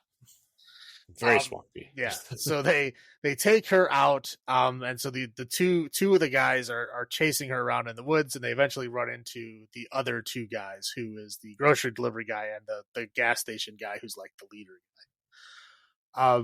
And yeah, there's a lot of sexual assault. So where they're trying to get Matthew, the delivery boy, to like partake in it, and he's like too nervous and scared, and he doesn't want to be a part of it. So the big leader guy assaults her first. They let her run away naked. Obviously they don't give her back her clothes, so she like runs through the woods like trying to get back home for a while, and then eventually further down, because she's following the river, further down the river she meets up with them again. They assault her again. Now it's Suspenders guy that assaults her this time. They try to get Matthew to egg her on to get in there and do assault as well, and he still won't do it. So again, they all kind of just like leave her there. After they're gone, she manages to get up, manages to run all the way back to her house. She gets in the house. She manages to like put a shirt on that was hanging at the front door, and then she gets to the phone, goes to take the phone off the hook, and they're in the house, and she gets assaulted again. This time by the third guy with the brown corduroy pants, and then they actually get Matthew to jump in there as well. But he's upset that he doesn't get to like finish. Yes, because he's too like nervous or whatever. So they all leave. Again, severe assault where there's, they all like beating on her and everything. It's bad. So didn't we say this was about 30 minutes of the movie? Oh yeah. Well, not yet. I'll tell you when it Okay. ends. So, they all go outside and they're all like, trying to like, set the scene. They like, push her canoe down the river and like throw her bikini in the water. I guess to like try to make it seem like she died or on the water or something. I don't know. So then they give Matthew the knife and they say, okay, well, you have to go in and kill her because otherwise she's going to tell the police and we're all going to go to jail. And they like demonstrate to him how to stab her, between the ribs and the heart. So he goes back in and he goes to stab her and he kind of has a change of heart. So instead he just like rubs the knife in the blood on her face and then runs back outside and shows them, oh, look, see, I stabbed her. Her blood's all over this knife. And they're like, okay, great, let's go. And so they leave. And okay, now the assault is finally over. Now, this movie is like an hour and 40 minutes long. Yeah. That assault is 35 minutes long. So we're talking from the beginning of when they kidnap her or abduct her from her sunbathing in the canoe to when they finally leave the house is like 35 minutes. It's it's painful. It's a painful 35 minutes. Um yeah. So okay, so then essentially they're like um life kind of goes back to normal. We see her like recovering kind of, she's like washes herself up, cleans herself up. She We see her like, living her life. They had ripped up her book that she had written and she like taped it back together and retyped it and typed some more. And again, it looked like she was kind of like getting back to her life. And we cut back to all four of the guys again, like, sharing a beer and ice cream at the local like diner. And they're saying like, hey man, it's been 2 weeks. Like, have you guys gone over there to see like if she's dead or what? And they're like, no, we're not going back over there. Like, the cops, are probably waiting for us to return to the scene of the crime. We're not going to go look. So like, they're like, well, it's been 2 weeks. Like, if she was dead or if she was not dead, we'd know, right? So like, she has to be dead. And so they basically don't know. So they're like, they, try to like go, okay, well, finally they convince, the two guys, suspenders guy and corduroy pants guy, to go drive past her house to see if she's still there in the boat, not the car, in the boat. So they drive past her house and she's out there and they see her outside. And so they go back and they, basically, beat the crap out of Matthew because Matthew lied to him. He said that he killed her and obviously that was a lie. So they beat him up and chase him off. And then they basically are like trying to figure out what they should do. And at this point in time, we see her kind of like all dressed in black, like kind of following them around. Like, looks like she's trying to like learn their routines and stuff. Yes. And then she basically calls the grocery store to get groceries delivered, knowing that Matthew is their delivery boy. So Matthew comes and delivers the groceries. She's like waiting in the forest. She's wearing like this white gown thing. And she like seductively like calls him over and he's got a knife and he like chasing her through the forest, like with this knife, like threatening that he's going to kill her. And she just kind of like calmly, nonchalantly keeps leading him deeper into the woods. Until she gets to this one point to where, she basically seduces him and gets him to drop the knife and they have their little tryst thing. To where she ties a noose around his throat and then hangs him. Yeah. And then like, after he's dead, she just throws his body out in the river and his bike and the groceries and everything and throws it all in the river. And then, later on calls the grocery place saying, oh yeah, I called in an order. I never got it. So, basically saying, like, oh, I never got it. She's basically took out the one guy. She's basically kind of Monte Cristo in them. Right.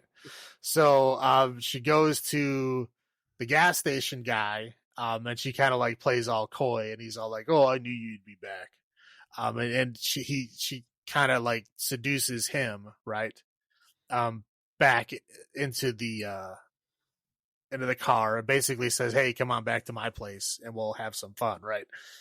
So they get there and she convinces him to get in a bath. And so they're kind of taking a bath together and discussing, like, he has a wife and kids. And she's like asking him all these questions about his wife and his kids and all this stuff. And there's a scene where she like gets him to strip down and like shoots at his feet and he gets all upset. Like he doesn't like a woman telling him what to do. And then she just kind of gives up the gun to him.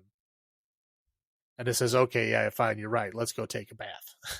Yeah. So they're like taking a bath and, they're just like talking back and forth and she like gets in the bath with him. And it's kind of like a seduction kind of scene to where, he's like, feeling good and relaxed. And then she just like cuts his penis off with the knife.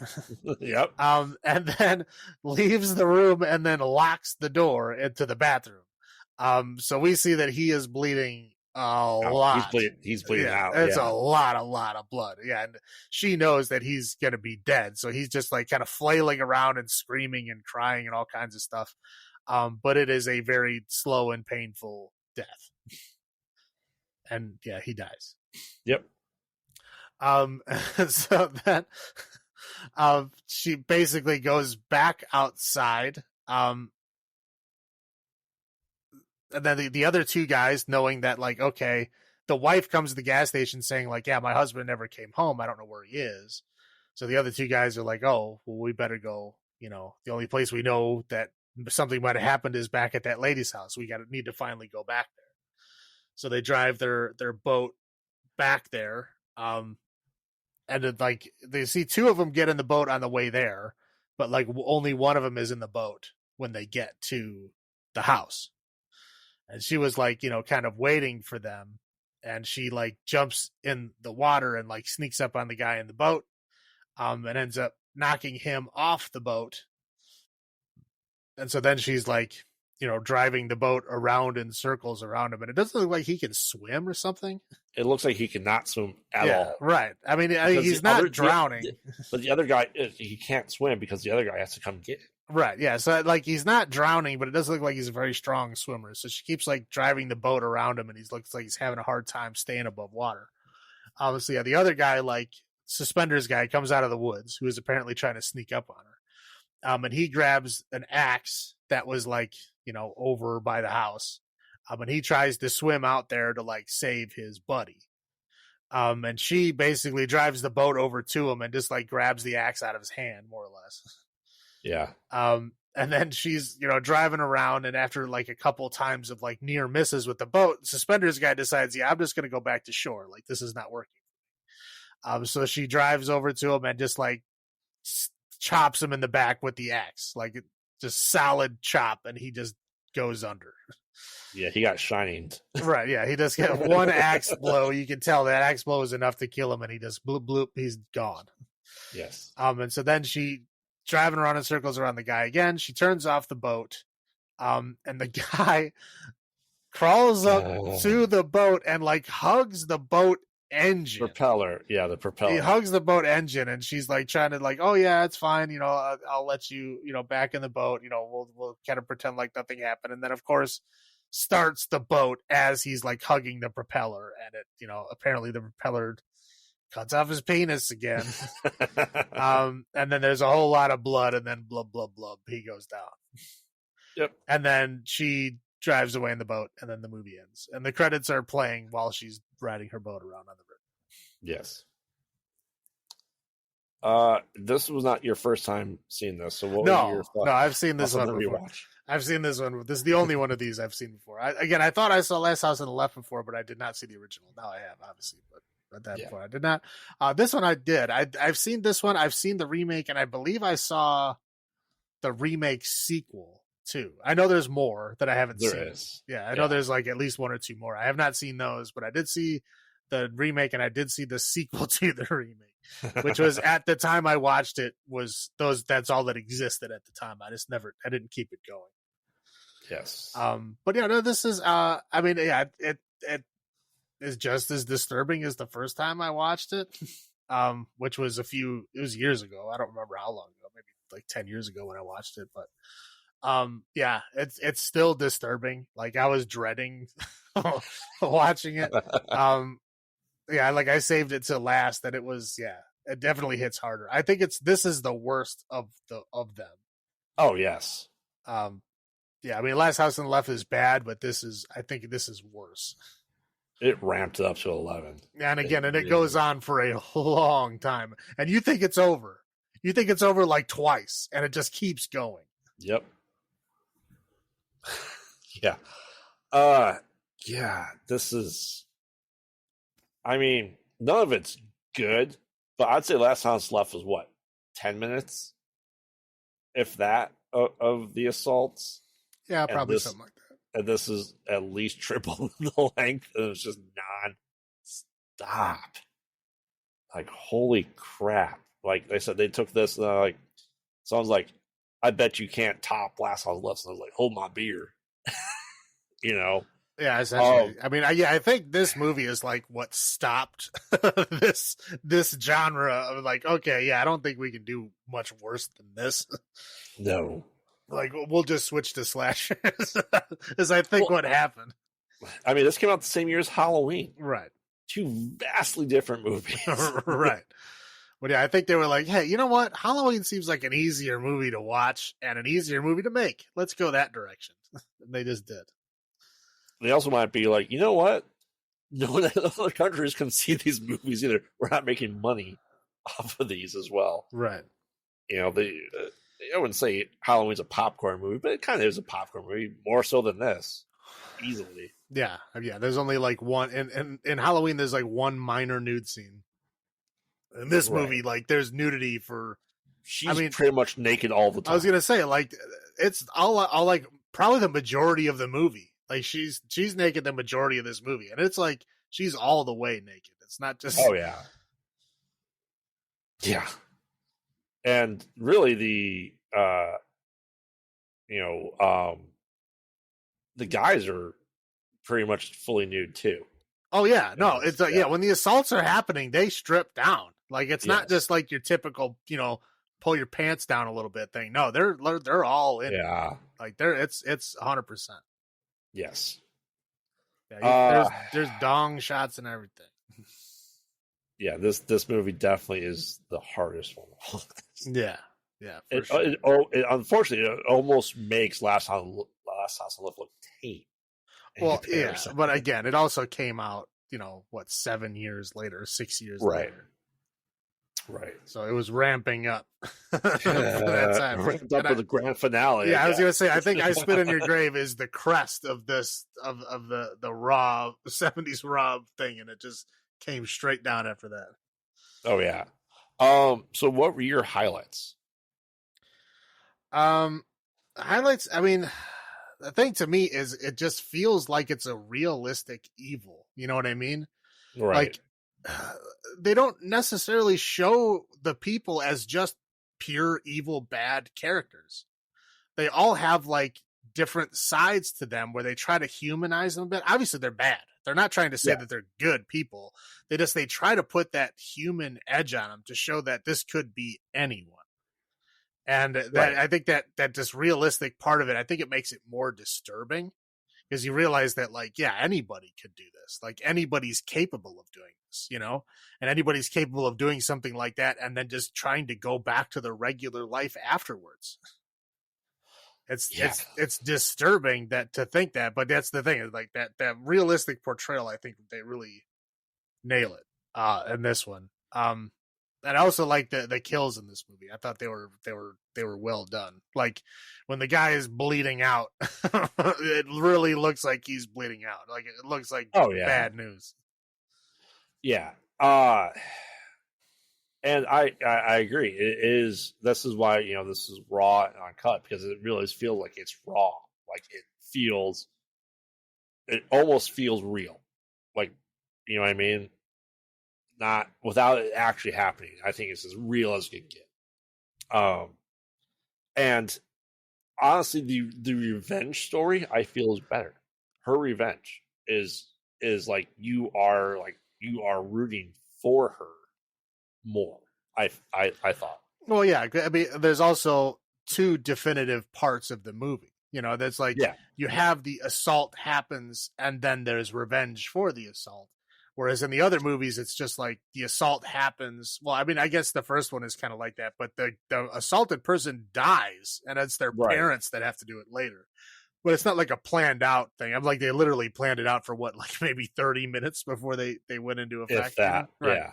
So it just like a stir of the moment thing. Like, this was like, she planned it for weeks. Like, this was like a well thought out revenge. Like, she knew exactly what she was doing.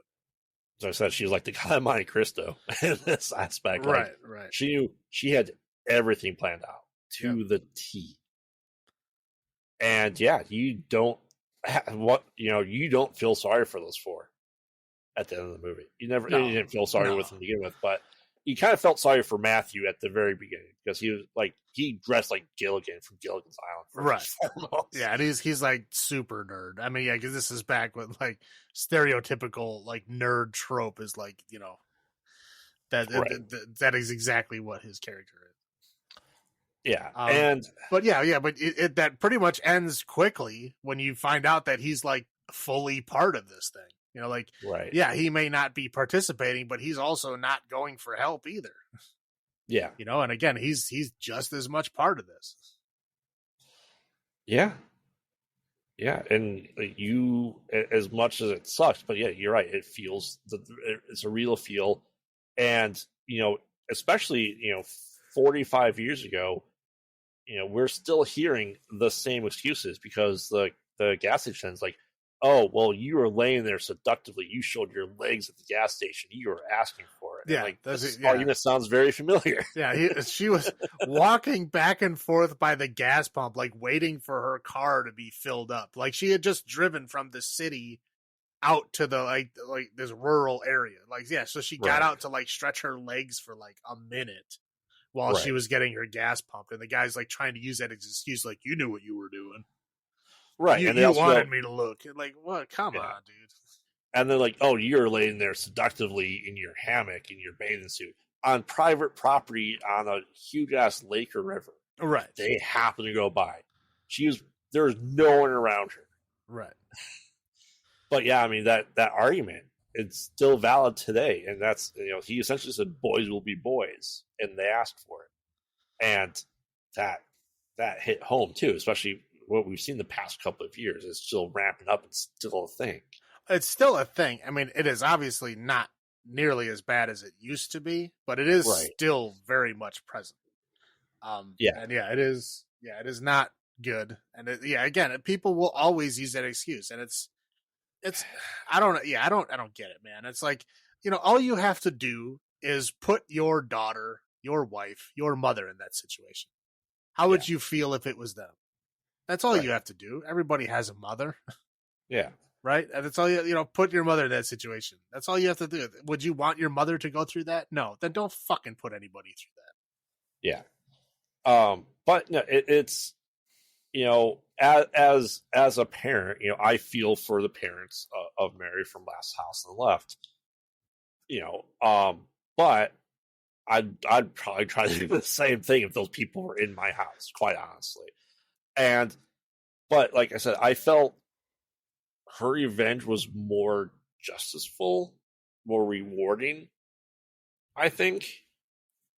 Does that make sense? Yeah, I guess so. I mean, because it was like thought out, and she went after them one at a time. Whereas Like she took control. And what the highlight is that they used the sexual assault against her, but then she used sex as a weapon herself, right? For her revenge. And I thought that was perfectly crafted the way they did that. Yep. Low points. Obviously the 35 minutes of assault. Right. Yeah. Again, that is the hard part of this movie is you have to watch that whole fucking assault every time. And again, it goes on for a while and you're like, oh, it's finally done. Nope. Still going. Nope. God damn it. They're like, okay, now it's done. Okay, now we're done. Nope. Still going like, son, come on. When is this going to end? This is horrible. But yeah. I understand what they're doing. You have to show how bad it is to like really feel that she's, deserving to getting her revenge. Oh, absolutely. I understand that. So like, that's the point of the movie. I know why it's so long. I know why it's so bad because that's the point. They're trying to mark this point home with you. Did it need to be 35 minutes long? Probably not. Well, yeah, probably not. Did it need to be multi-tiered and staged? I mean, probably not. I think they probably did it so that they didn't have to keep filming it all at the same time. You know what I mean? They got to like take a break in between the different assaults because that has to be hard to film too. It has to be hard for everyone. Yeah. Like I wouldn't, like I said, if I was an actor, I don't think I'd want to do that. Well, a lot of people won't. That's why most of the time when these kind of movies are no-name people because no, big name actress is going to do that. Right. And I also don't want to be the director going, okay, that didn't look right. Let's do this again. No. Yeah. Like, I mean, it's horrible. Do you have any other little points? Not really. I mean, not of the other things I've already said, but no, yeah. I mean, the assault being as long as it is a for sure the low point. Yeah, I guess they're, another little point is, him going, oh, I have a wife and kid, and wives just get bored. And, I don't like, maybe they tried to humanize him by having a wife and kids, but didn't work. No, it's again, it's not trying to show you that he's a good human. No, he's just showing you that this could be anyone. Yeah. Like regular people can be this bad. Just because you have a wife and kids does not preclude you from doing something like this. What? Well, I'm just saying that's the point that they're trying to get across, because there's a lot of people out there that be like, well, he's got a wife and kids. Why would he ever do that? I think especially at this time period, that was something that they were trying to break. Yeah, that's true. I guess I'll go first on this one for number of sex crimes out of 10. For everything it is and everything it shows, like, is it a well-crafted movie? Yes. Do I necessarily like it and want to watch it again? Probably not. Are we going to do the remake and sequels of this? Yeah, we are. Did I like this more than Last House on the Left? I hate to say that I liked the movie, but like, it gets the point home, and it is a better crafted movie. So I'm going 7.5 sex crimes out of 10. I think this is the best one of the 4. Mm-hmm. What about you? Yeah, great. This is definitely the best out of the 4. I'm gonna go for 7 sex crimes out of 10. Is it, again? I know that's technically my rewatch threshold. I probably don't want to rewatch it, but I feel like it's good enough that if later on, if a reason came up for me to rewatch this again, I would be more comfortable rewatching this one than the other one, which is bad because the assault is worse in this movie, but it is a better made film. So it's almost like the movie you show to people when they say it's not that bad. You go, okay, watch this. Yeah, like. Right, yeah, like this is how bad it can be. Tell me you feel great after watching. Right, yeah, and if you do, you should probably seek some help because there's probably something seriously wrong with you. Right. Yeah. So, this is why we're taking this movie break before we get into one for 2 weeks from now. Uh-huh. Why don't you bring us home here? Sure. Okay. The old country, old wives' tales, things that lurk in the primordial forest. How much lore will it take to scare you? Join us next time when we get into some folk horror. Yes, and we'll be watching, I think we said, Unwelcome, The Witch, or The Vitch. The Vavitch, yes. And Antlers. And I've seen 2 of these. You've only seen one of those. Yes, I've seen the Vavitch. I have not seen the other 2. Yes, and people may be wondering why not the Bees. Well, that has multiple entries. That's going to be its own episode at some point. All right.